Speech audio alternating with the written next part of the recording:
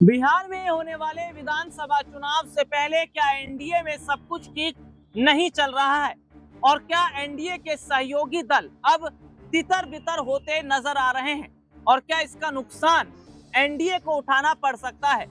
जहां नीतीश कैबिनेट में 7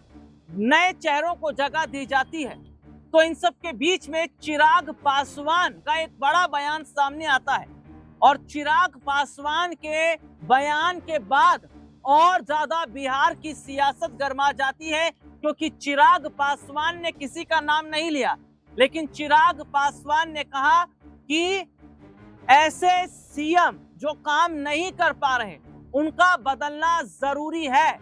और सीधे तौर पर उन्होंने कहा कि जो सीएम प्रदेश की जनता के लिए विकास कार्य नहीं कर पाते या वे राज्य नहीं संभाल पाते, उनको सीएम रहने का हक भी नहीं है।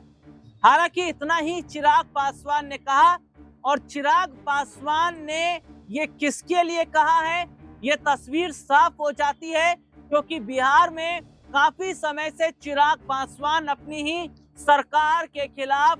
हमलावर हैं। चाहे बीपीएससी का मामला हो या फिर पेपर लीक का मामला हो या बिहार में कानून व्यवस्था के मामले हो, तमाम मामलों पर चिराग पासवान ने अपनी ही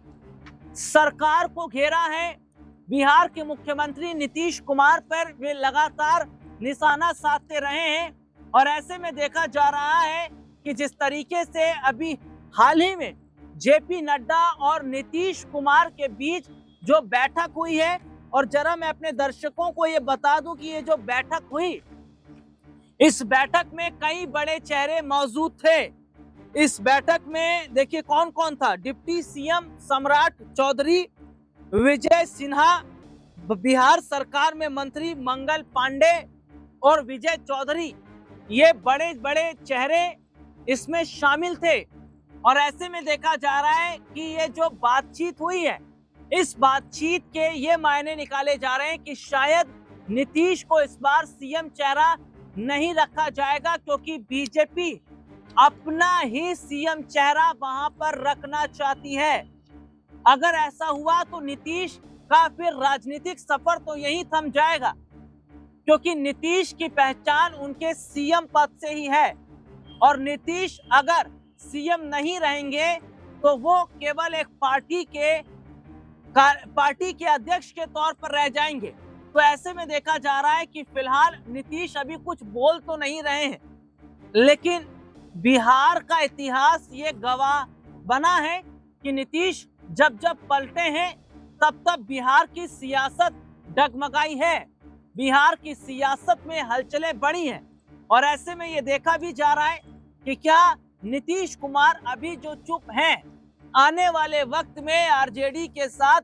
अगर चले जाते हैं तो क्या इसका बड़ा नुकसान एनडीए को उठाना पड़ेगा। हालांकि ये जरूर देखा जा रहा है कि जिस तरीके से अभी हाल ही में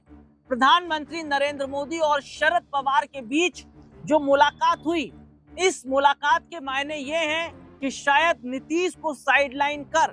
बीजेपी शरद पवार का रोल ज्यादा बढ़ा रही है। क्योंकि अगर सांसदों की बात कर लें तो ऐसे में यह देखा जा रहा है कि शरद पवार के पास भी सांसद ठीक ठाक हैं,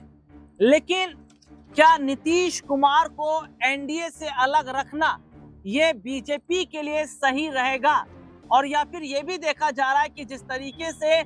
एनडीए के अंदर बड़ी फुटनेस है, जहां जीतन राम मांझी भी 30 सीट की मांग कर रहे हैं, चिराग पासवान भी सीटों की मांग कर रहे हैं, तो क्या इन मांगों को पूरा कर दिया जाएगा या एनडीए जो कुनबा है वह पहले ही तहस नहस हो जाएगा। लेकिन आखिरकार नीतीश कुमार का अगला बड़ा कदम क्या रहने वाला है, इस पर हमारी नजर जरूर बनी रहेगी।